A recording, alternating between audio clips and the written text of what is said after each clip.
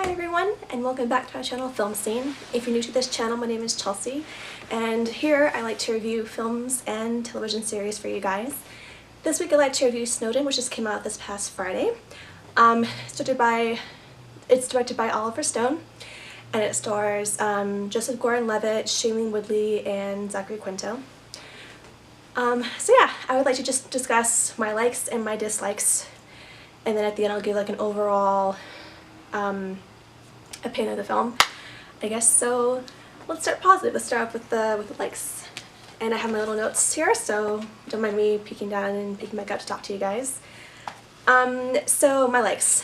I liked how very thorough it was. I felt like the pacing was really good, and as someone who didn't know a whole lot about this issue with national surveillance and Edward Snowden's role in revealing this this injustice, we'll say, for the American people.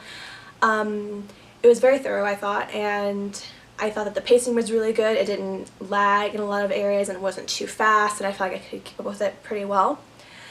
And I really liked the relationship between Edward Snowden and Lindsay.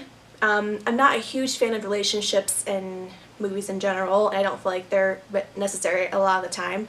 But I feel like in this case it was really helpful because it showed how his job affected their relationship and the strain, and just how this job affected every facet of his life, essentially.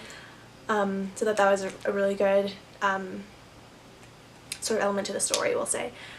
And I really liked how they showed others before him, other people who have tried to expose the government and their ways, and how they were not successful and the consequences of their actions. And I liked how it didn't sort of show him as this hero, as like the first one who did it and the first one who revealed this injustice.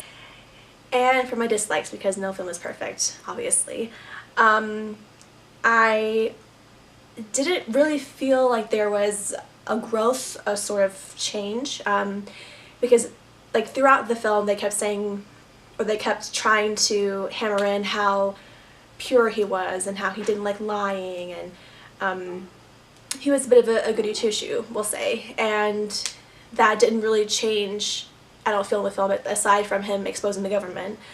And just because that's who his character was in the beginning, so I didn't feel like there was any sort of struggle, this sort of defining moment, we'll say, for when he decided to expose them and when he set out his plan. I just felt like him and Lindsay were fighting in the house, and then he came out and did it.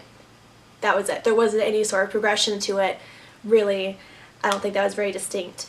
He didn't really say why he was doing his plan. Like, I feel like Oliver Stone did a good job of laying out why it was wrong, right, and why this was an issue, which is good. But I didn't feel that for him, like, he said some stuff like why he wanted to do it, but there wasn't one catalyst. There wasn't one thing I felt that made him decide, okay, I'm going to go expose the government.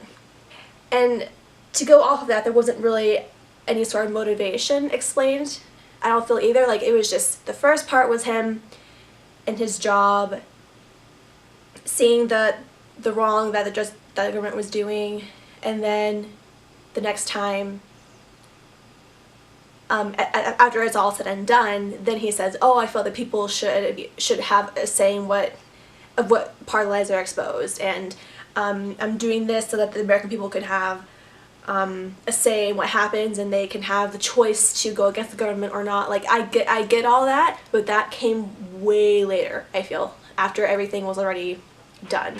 And I feel like if there's more of a progression of why his mind changed and his thought process, I feel like that would have been a more rich film. I feel like it was very disjointed in that sense. Just, here's what happened, here's why I did it, the end.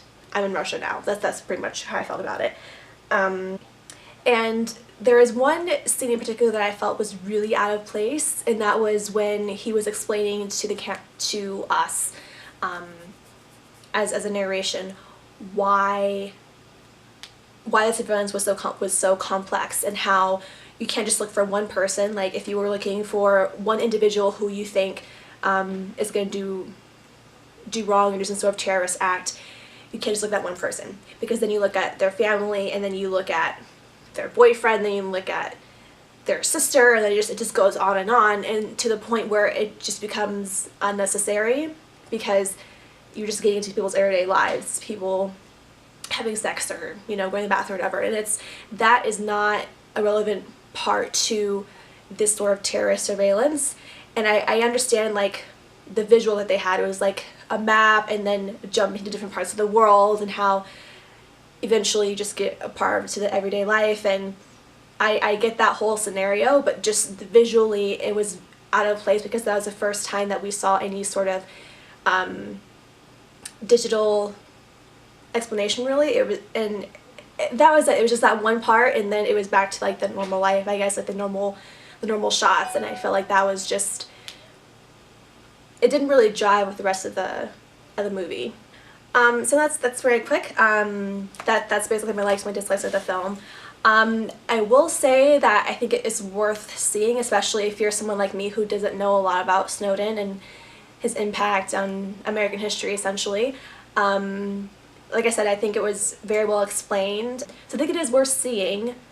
And yeah, I think that it's definitely not an Oscar winner for sure. I think that the acting was okay. I think that just Gordon-Levitt, when he first came on the screen, like his voice was the first thing that kind of hit me, because it was very different than how I'm used to hearing him in his other films.